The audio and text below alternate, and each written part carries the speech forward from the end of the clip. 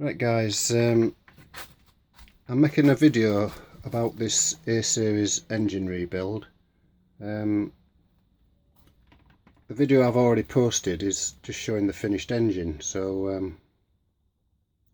as I say, quite a few people have asked me about it, and as it was the first video sort of thing I'd done. What I actually do, I buy these old engines up and I rebuild them, recondition them, or whatever you want to call it, and it's part of a retirement hobby of mine really. I've retired and I've got nothing else to waste my money on, so I thought I used to enjoy messing about with them as a young lad many years ago. Petrol was in actual fact, I was thinking the other day, it used to cost us £5 a gallon, which to you young'uns is 50p, so we used to go from Beverley to Brid, and when you got paid on a Friday you could drive up there and back for 10 bob, which is not very much money, because these little engines are bulletproof, and we used to flat out to the floor on the old A35s and A40s and Minis and all that sort of cars. They all use the same A-series engine, so it was a cheap night out. Pay your mum a fiver out of your wages, 12 quid wages, and if you was lucky you could borrow half of it back during the week. She'd do your washing, she'd feed you, and as I say, you could borrow maybe 2 quid back for your fags during the week if you was lucky, and then you had 7 quid all to yourself. So you'd buy your car, you'd fill it with gas. That's a cam bearing. That's a cam bearing tool I bought. I thought if you're going to do it, do the job right, so I bought that tool. Cost me 90 quid. I've got 6 engines to build, so it's a good investment, and I used it on this particular engine, and I'll show you how I did it on the next video. This engine here is it's a 998 engine, and it came out of a 1962 Moggy 1000, and this engine's already had some work done on it because I bought it years ago, and although you don't think it has, they're the old pistons in there by the way just at the moment, but this engine has been rebored plus 20. I've got an engineer friend who does the jobs I can't do, because obviously I ain't got a lathe, so if they need a rebore, he rebores them for me, and he also reconditions the heads. He skims them. This block's had a toothhouse skim on it, and he also skims the head for me, and he reseats the valve seat. He recuts the valve seats with hardened seats, so that all these engines that I restore and sell, they all run on unleaded fuel. And just to get the head done, to give you guys an idea of the cost involved in doing one of these engines, the guy has done me he's done me 6 cylinder heads, and that's a big investment up front, and it cost me just over £1,000 to get those 6 heads done. But I know I've got 6 good heads that'll go straight on, and they're all 12G 202 heads. Anyway, the bigger valve heads. This one's got the 998 head on it anyway. This is all the other engines. I've got a 950s, 948s. This is a 998, and as I say, this one's been rebored. And Victor was asking me about the paint I use, and it's not cheap, this paint, but it does brush on very well. I use a very little artist brush like that to paint them after they've been degreased. And that's the paint that I get, and it's £9 for 100 it's £9 for 130 milligrams, that stuff, but it does more than one engine, that little tin. Anyway, this engine, as I said, it's already been rebored to 20,000 plus 20,000, and I did actually install the cam bearings last week with my new cam belt kit. My cam bearing tool, and I'll show you how I did that on another video on another engine. Just for this, that's already been done. It just needs a little bit of fettling. The cam does turn freely, and it just needs a bit of fettling. The cam on this engine's good. Now, it's going to be fitted with a new set of pistons. These are Marl pistons.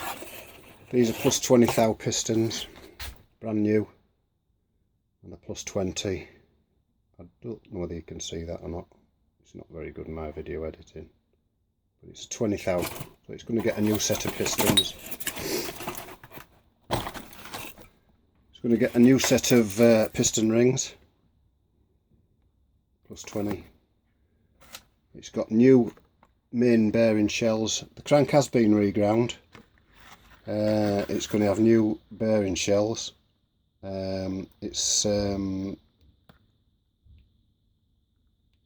thou difference. You reground the crank. It did quite a bit of an engineering job on it. Although it being a few years ago, this crank has been reground and it's plus 10 over. And new crank, new shells, new mains, thrust washers. I've got a new timing gears, not tensioners. Well, the timing gears and everything going on it. Right, I'm an amateur builder, as I said, and all the streetwise kids used to have Lambretta SXs or they drive around on Bonnevilles and things like that, and sometimes the little early Hondas and all that was in. But your wiser kids saved up for a car, because in the winter your lads on the bikes was freezing and they couldn't get a girlfriend. But your smart kids, we used to sit for hours, me and my girlfriend and all out my mates, you know, talking about flower arranging and things like that in the back of the car when it was raining and snowing and wet, and you could take you and your mate and your two girlfriends to Brid, and we'd chat about library books in the back seat and things like that, you know, as you do. What was on TV that night and things like that. And then your lads in the motorbike, of course, they was walking around with their hands in their pockets, miserable, standing getting wet throughout outside the fish shop. So all you boys who knew about the old A series engines, you had to know a little bit about them to keep them running.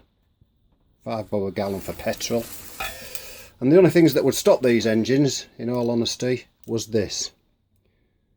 Because there was bulletproof, and what used to happen, that little cam on the back of the points, if you went anywhere more than about 50 or 60 mile at any hard speed, and we used to drive ours flat out most of the time, but the minis and all that, that little cam used to dry up and it used to wear down, and that used to make the points close and it wouldn't open.